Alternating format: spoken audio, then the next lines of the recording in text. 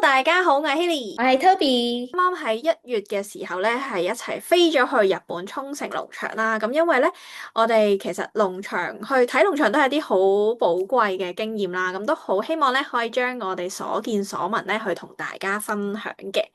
咁首先咧，我哋先簡介一下關於呢個農場嘅背景啦。咁其實咧，呢一個嘅農場咧喺日本沖繩啦，咁佢係位於北部嘅恩納村嗰度。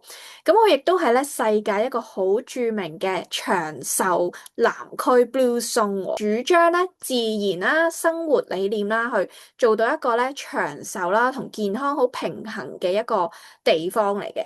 咁我哋呢個農場咧嘅面積咧係有4萬平方尺啦，配合住咧當地嘅文化咧去起呢一個嘅農場嘅。Young Living 嘅團隊咧就係同 Doctor Wu 啦，我哋之後咧都會介紹多少少關於佢嘅背景。咁因為 Doctor Wu 咧佢就係本身係研究 Shell Ginger 月桃呢個植物啦。咁其實咧佢哋都喺當地日本咧，甚至上過日本嘅電視咧，去發布關於一啲唔同月桃嘅一啲嘅研究結果嘅。Shell Ginger 咧，佢係喺日本咧沖繩呢個地方咧，佢哋已經係日常一啲手工藝啦，或者係食物食療咧，其實都會有佢嘅出現嘅喎。我哋有一日嘅行程係去咗 Outlet 咧，咁我都見到一啲小攤檔咧係會用 Shell Ginger 咧去做一啲 skin care，而 Shell Ginger 咧佢本身個氣味咧係好香甜清新啦。咁我哋咧係會攞佢嘅葉咧去做蒸餾嘅，咧5kg 嘅葉咧先可以做到咧途中呢個細細支5ml嘅精油嘅喎。咁所以咧我哋係即係滴滴咧都係好珍貴。咁呢個就係我哋當日喺農場嘅一啲相片啦。咁而我哋咧，其實成日都話咧，我哋去睇農場咧，就最緊要咧，我哋會去真正咁了解到 sit to sale 啦。咁關於我哋當日嘅所見所聞，我一陣會交俾 Toby 去講。咁我都講少少，其實我哋 sit to sale 成日都講咧，種子到蜜蜂咧，我哋係好重視咧，有4個 S 嘅。咁第一個咧係 sourcing 啦，就係我哋嘅來源咧一定係好天然啦。除咗嗰粒種子之外咧，包括嗰個土壤咧，我哋都係會好注重啦。咁第二個 S 咧就係 science，咁就係咧有一個嚴謹嘅方式咧去測試土壤啦、植物同埋精油嘅品質。第三咧就係 standards。咁 standard 咧就係我哋咧會 keep 住我哋有一致性嘅標準啦。我哋每一批出貨咧之前咧都一定會咧經過晒我哋所有檢測嘅流程咧先可以出去嘅。咁第四咧就係 social impact，咁就希望咧我哋其實唔係淨係放我哋出產到精油啦，而係真係咧同呢個環境咧係有一個健康嘅關係啦，甚至係同當地社區咧係做到一個互相回饋嘅一個情況。我哋呢幅相咧，大家會見到我同希兒咧就攞緊嗰個月桃 BB，我哋就叫佢月桃 BB 啦。其實佢就係好細，即係嗰個幼苗嚟嘅。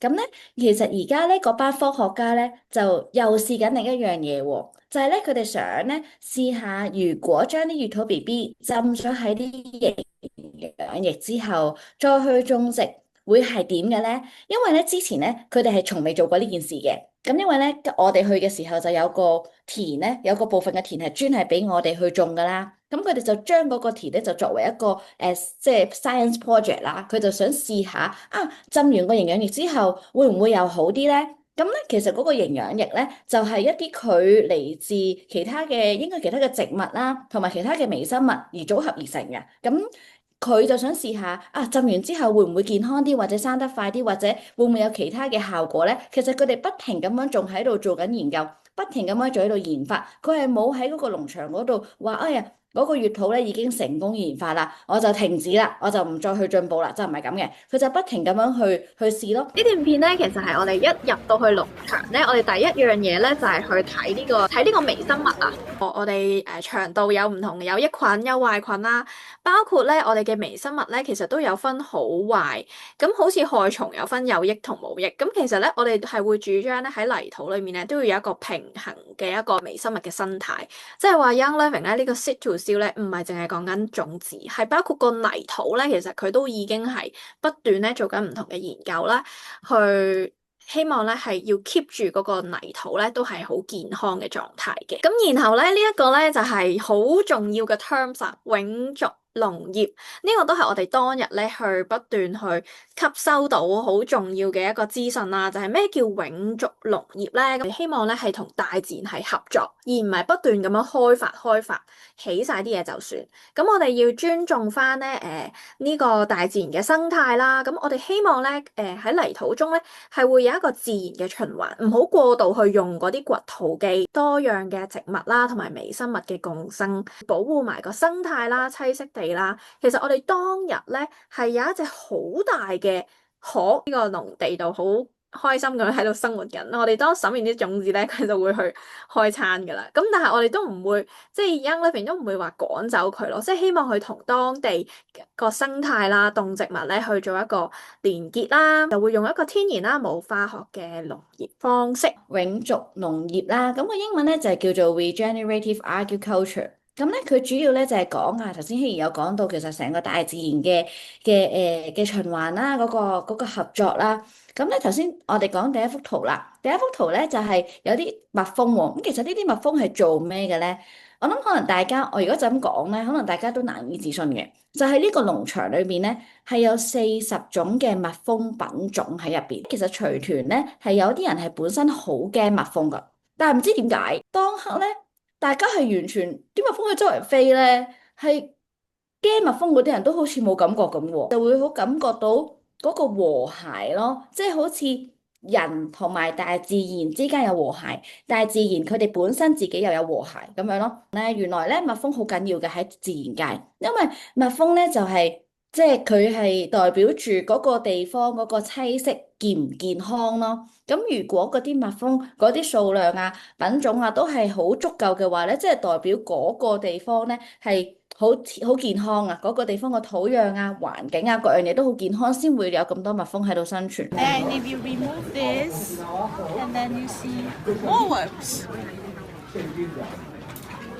我哋一打開咧，就會見到好多好多蚯蚓㗎啦。咁你一塊嘅農地咧，係有400磅嘅蚯蚓喺嗰度，400磅喎，即係唔係40磅，係400磅嘅蚯蚓喎。咁佢喺嗰度係做咩嘅咧？其實都係好似同蜜蜂一樣嘅原理，就係維持翻嗰啲土壤嘅健康啦，同埋維持翻佢本身嗰個生態啊。因為其實蚯蚓係可以咧拎嚟咧挖鬆啲泥土啊嘛，我唔知大家睇落去個感覺係點，會唔會覺得好污糟，或者可能會覺得好 stinky 好臭啦？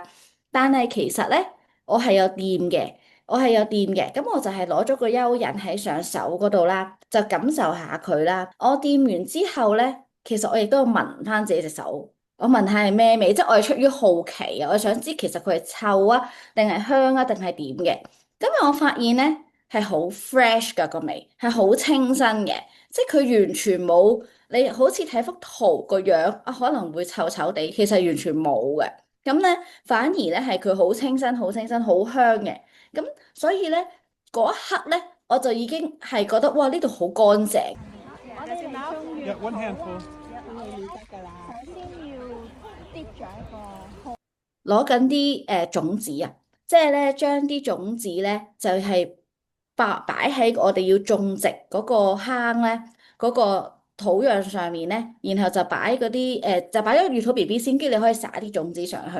咁其實就正係頭先希兒所講啊，其實咧係成個大自然界都係互相合作、互相回饋嘅，即係咧譬如話其他嘅植物嘅種子啊，或者甚至係一啲枯枝，我諗陣間我哋會見到啲相咧，你會見到一啲好茂盛嘅穴土咧。佢哋嘅地下咧係好多枯枝啊！咁你唔好以為唔係冇人，即係唔好以為係咪冇人打理，係咪冇人掃啊？唔係喎，原來咧佢係即係都係有少少專登咧將嗰啲枯枝枯葉咧擺落去個泥土度，或者係由佢擺喺度咧，就讓佢可以繼續去俾啲營養，俾下面個土壤咧。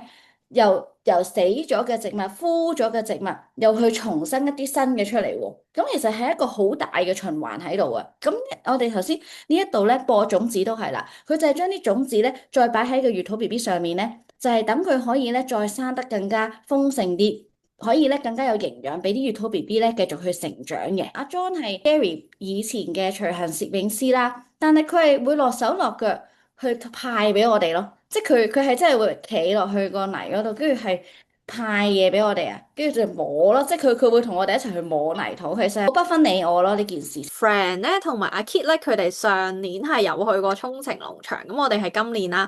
咁我哋咧去講翻大家嘅經驗之後咧，都發現咧，原來咧我哋每一年咧都係有啲唔同。咁點解有啲唔同咧？其實就係因為好似 Toby 頭先所講，就係我哋咧每一個農場都係研究農場嚟嘅，我哋唔係做罐頭式一式一樣嘅。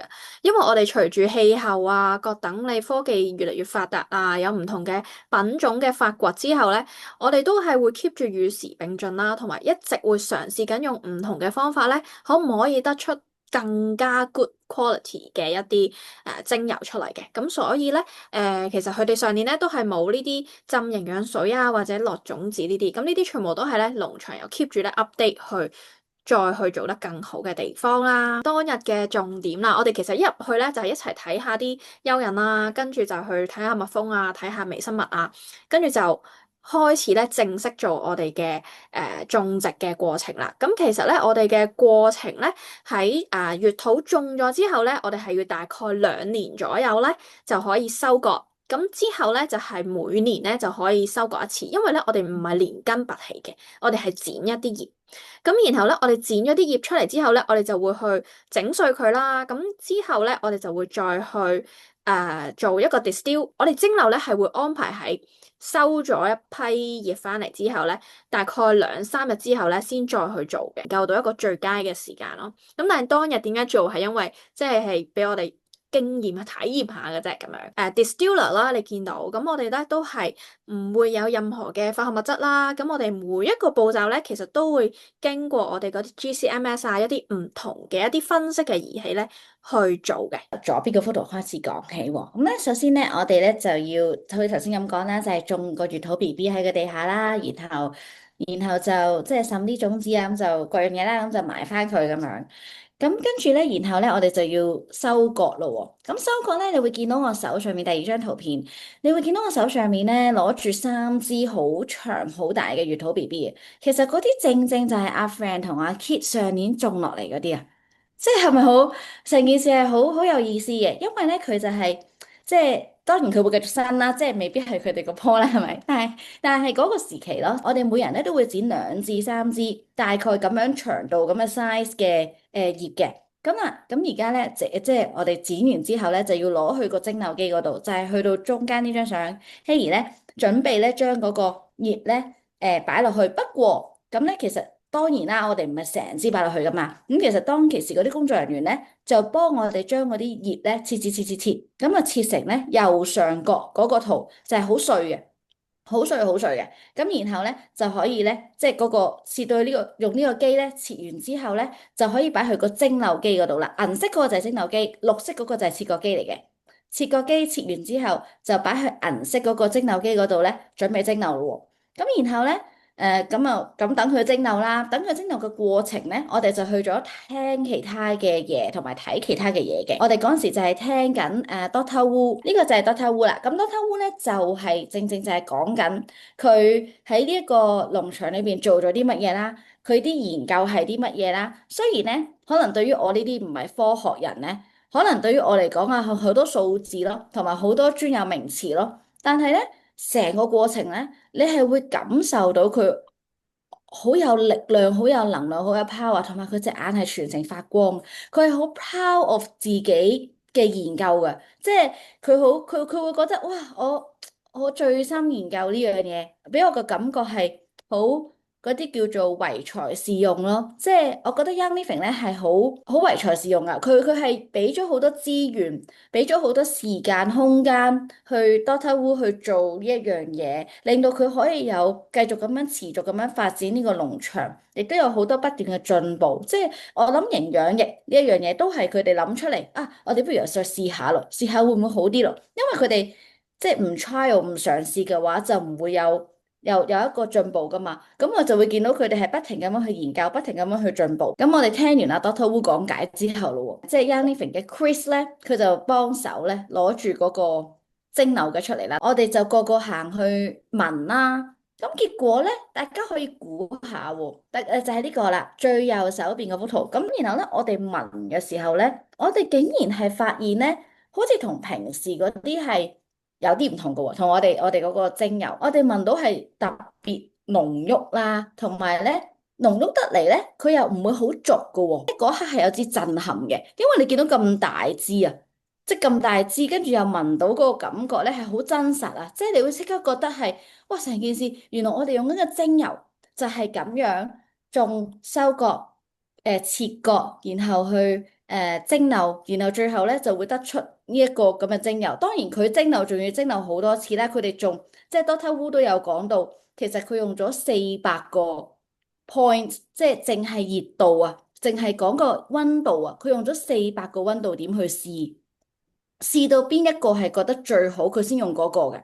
咁所以係不停試、不停試、不停做、不停做，然後就個時間點啦，即係蒸餾幾多次啦，隔幾耐蒸餾一次啦，呢啲都係一啲好細節嘅過程，佢哋先至可以製作到呢一支咁嘅精油咯。所以當其時咧係會覺得哇，好 thankful，好感恩你用緊嘅油原來係咁樣得嚟咯。呢個農場咧令到我啱啱就正如頭先所講啦，Doctor Wu 咧係令到我覺得好人性化。即係咧，你一間工做嘅，佢唔係淨係打工咁簡單嘅喎，即係佢帶住個熱誠，帶住嗰個 heart 去打工，去做嘢。即係當然，你如果你普通一個打工仔，老細 pay 你，咁你咪做咯，你做嘢咪有錢咯。但係佢係好有熱誠，即係佢係一度講嘅時候，佢係好開心啊！佢點樣去研究啊？研究幾多次啊？試咗幾多次啊？先成就到啊！咁佢係好開心噶，即係雖然可能你未必感受到科學家嗰種喜悅，因為我唔係科學家。但係我係會感受到佢嗰個好開心，我做到啦，或者係哇，我竟然可以研究到呢樣嘢啊，嗰種感覺咯。下面嗰張相咧就係即係我哋一班人一齊影啦，即係我啦，Sandra 啦，希兒啦，藍啦，同埋 Hugh 一齊影啦。咁我即係呢個咧就令到我好大嘅感受就係，我覺得因為當其時我帶咗 Sandra 去啦，我就會覺得哇，呢個農場咧即係咁優美啦，咁和諧啦，天人合一啦，我覺得唔親身嚟過咧，真係唔會感覺，即係唔會真實感受到原來係咁樣真實存在嘅呢樣嘢。咁所以咧，當其時我就默默地許下咗一個願望啦，我就好希望咧可以帶更加多嘅人嚟到農場去睇，即係俾佢哋去親身去感受，因為可能咧。以我哋第三者把口講咧，唔及去你自己第一身去感受最深嘅。因為我講咧，可能你最多只可以聽到我嘅感覺，但係當你一去到嘅時候咧，你就會覺得成個氣場唔同。正如我上年聽阿 Friend 啦，聽阿 Kit 講啦，其實我都感受到佢哋嘅喜悅嘅，感受到佢哋嘅興奮嘅，但係咧，我就感受唔到去到農場嗰個氣氛同埋嗰個氛圍。但係今次咧，我自己親身踏足呢度嘅時候咧，我自己個形容詞就係和諧、天人合一同埋能量啦。即係我覺得係呢幾樣嘢都係人哋講你感受唔到，但係你自己一去到你就會哦，原來即係佢哋所講會感動啊，會有一啲好大嘅感受啊，原來就係咁嘅個感覺。所以我都好想帶多啲人去農場嗰度去參觀、去體驗、去感受呢一樣嘢，因為呢一樣嘢係我覺得好珍貴啊。咁然後咧，去到上面咧，即係呢個係日本嘅 Young Living 嘅人，咁佢咧就去講喎，即係佢就講翻啦，其實究竟呢一個農場咧係點嚟咧？原來咧。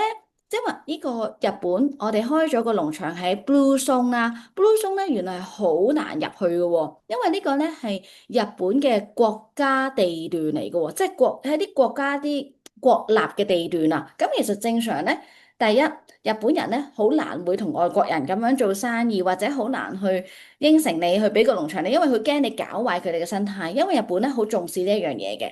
咁第二咧就係 Blue Zone 喎，Blue Zone 係一個日本即係喺佢哋嚟講係好緊要一個區域啦，係唔可以受到污染㗎，因為佢係長壽區嚟嘅。咁但係佢就即係正正就係佢好信任 Young Living，就俾咗 Young Living 去開呢一個農場喺度。我自己就冇去到個洗手間，有人同我講嗰個洗手間係乾淨到不得了，係乾淨過屋企個廁所，佢係10個流動廁所。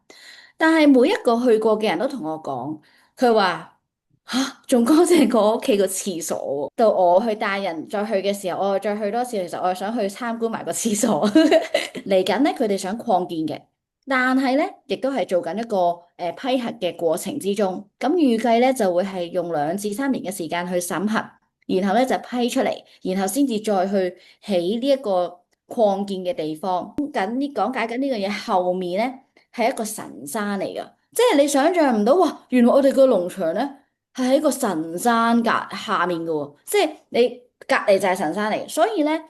我話去到當其時，你會感受到好天人合一就係咁解。你唔去咧，你就睇相咧，你未必感受到嗰個宏偉，或者未必感受到嗰個壯觀嘅。佢隔離咧就有一棵願望之樹，咁嗰個願望之樹咧就係由之前一啲嘅 Diamond 啦，佢哋去幫手去種出嚟嘅，就係好似一個許願咁樣，即係俾大家個願望咧。去成就咯，喺個神山下面，咁所以我覺得呢件事都好有意思。農場以外，咁除咗農場咧，都仲有一啲其他嘅嘢咧，係我哋喺呢度咧會發現得到喎。咁首先咧，我哋就係、首先講中間嗰張相先啦。咁我就拎住啲禮物喎。咁咧，我哋第一晚嘅 Welcome Party 咧 Young Living 咧，即係佢就，我覺得佢個安排都好有心思啦。佢就喺嗰個 dinner 嗰度咧，做咗一啲小攤檔，就係、一啲日本嘅小小玩意嚟嘅，撈金魚啊，掉下圈圈啊，嗰啲咁樣嘅。咁然後咧，你就會見到我咧，就3個禮物咧，我都3個攤位我都贏咗喎，好好玩，好 fun 㗎。即係咧，除咗你有學習，你喺農場度感受之外咧，佢仲會俾你一啲時間係 for fun 啦，去玩啦，同埋咧。去 welcome party 咧嘅時候，其實所有 Young Living 嘅人咧，就算 Joseph 啦，你會見到 Chris 啦，然後Prasad 啦，佢哋咧全部都係好不分你我㗎，即係佢就咁樣坐喺度咁樣同你傾偈咯。我哋就去學習一啲嘅事情，咁又有講到例如寧夏紅嘅一啲嘅特別啊，粵土嘅特別啊，我哋頭先都有講到一啲 foundation 嘅嘢啦。咁仲有各樣其他嘢，即係成個 trip 咧，仲有一啲嘅學習，對我哋嚟講，我哋嘅成長係好好咯。因為當我哋去再將呢啲嘢去同其他人講翻嘅時候，我哋就會可以將我哋學到嘅，可能人哋唔知啊，或者可能人哋未知啊，我哋就可以咧去將佢哋去share 俾人哋啦。Here's to purpose, to living with intention, staying true to who we are, and finding meaning in the work we do. And the lives we touch. Come on! 有個主持人咧，佢就話：哇，其實有一班人咧，呢幾日咧都係 work 用咗好多嘅時間去安排呢樣嘢啦。即係其實佢哋成班人就係佢唔係話淨係為咗 business，就唔係話淨係為咗話我要去營運一間公司去賺錢咯，而係佢會同你哋去打成一片，然後同你一齊去慶祝，同你一齊去學習。咁你就會覺得哇，好即係嗰個 culture 係同外邊嘅係真係好唔同嘅。我哋今次去呢個農場係因為我哋去到 Silver Retreat 啦，咁我哋除呢個 Silver Retreat 除咗農場之外咧，好似 Toby 所講，我哋有 training 嘅 session 啦，我哋會有 welcome party 啦。咁我哋其實 training session 咧，佢有一部分咧係會講我哋嘅 foundation， 零行政費嘅，100% 咧將捐款咧用喺受助人嘅身上啦。咁亦都會學到好多關於我哋一啲唔同最新嘅科研研究啦。咁下面嗰啲我係特別想講咧，就係 Young Living 咧，係你去到每一個 trip 咧，都係好 Young Living。Young Living 咧係一個 lifestyle 嚟嘅，你見到佢嗰啲食物咧係冇 gluten 嗰啲麵包俾我哋食嘅，呢個係用米粉整嘅麵包啦。跟住中間咧，我哋平時即係開會係好興後面會擺啲水喺度俾人飲啦。咁佢係擺一個 detox 嘅水俾我哋咯。呢個係一個shell ginger 葉整嘅水啦。咁然後最右邊咧，我哋喺臨尾頭先乾杯嗰個farewell party 嗰度咧，我哋當晚嘅自助餐咧，都係專登揾咗當地一個咧係好崇尚自然嘅一個廚師同佢合作去搞呢個 dinner。咁所以係所有嘢咧都係好 align，唔係淨係叫大家喂，你食 supplement 你搽油，唔係咁樣。佢真係想我哋係從生活上、從飲食上咧，都係要好好咁活得健康咁樣。咁最後咧，呢個其實係我哋其中喺 training session 一個我同 Toby 都會覺得好 inspiring 嘅一個 slide 啦。咁我覺得呢個咧，不論咧在座大家係會想成為Young Living 嘅分享者又好啦，或者咧係 apply 喺我哋嘅人生路上，我都係覺得好有用嘅。咁呢個就係講咧，當我哋咧想去成功啊，呢個係一個成功嘅食譜嚟嘅，一個 recipe 嚟嘅。首先咧，我哋係要開始咗呢件事啦。第二咧，我哋係要有一啲 commitment 啦，有 discipline 啦，有 passion 啦。咁第三咧，就係我哋要 set 一個咧 unreasonable deadline 俾自己。第四咧，你要將你呢個 dream 咧 tell everyone， 話俾你身邊嘅人聽。當你做晒以上嘅4點之後咧，你嘅 dream team 咧就會出現噶啦。或者你周圍你就會發現咧，呢個宇宙咧好似俾好多 resources 你咧去完成呢個 dream 咁。去 trip 嘅其中一個好正嘅嘢就係你會聽到好多唔同人嘅 story。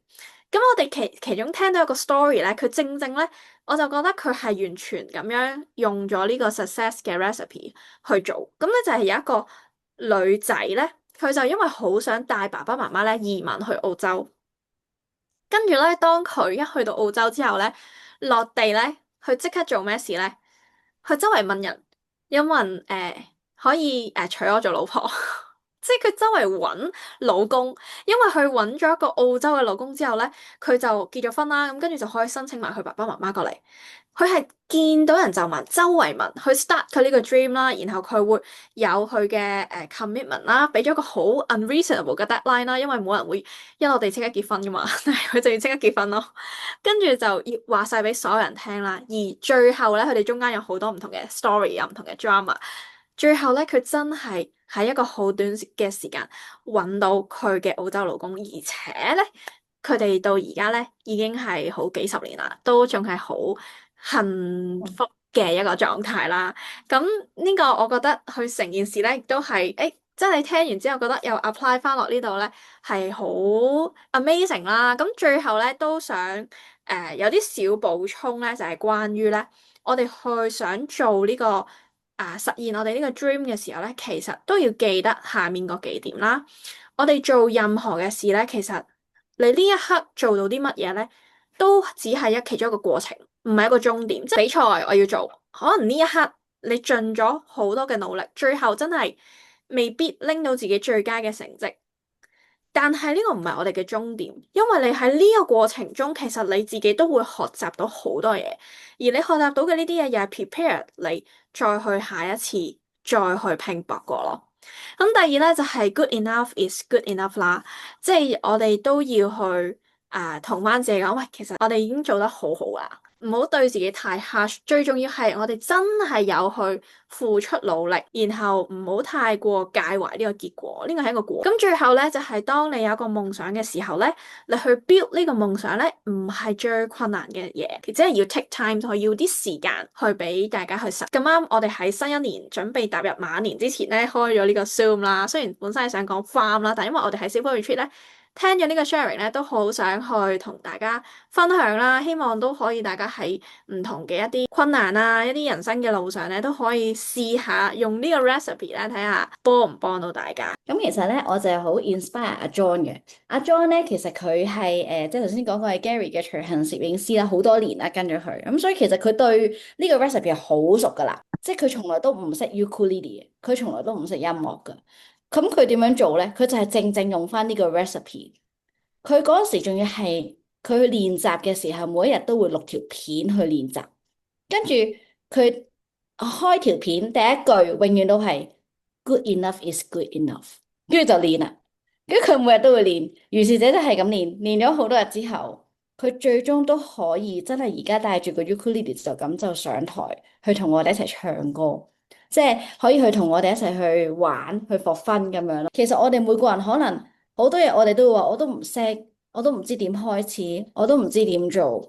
But good enough is good enough。只要你相信，你肯去發呢個夢，一定係可以實現咯。話好多人問 Gary 你係點成功㗎？Gary 從來都唔會講佢自己嘅方程式，但係佢就會講哦，你發夢咯。咁結果就好多人都因為呢一個 recipe 去成功。好多謝大家咧聽到嚟呢度啊，希望今日嘅分享咧都對大家有一啲得着啦。咁我哋就今晚嚟到呢度啦，拜拜。拜拜。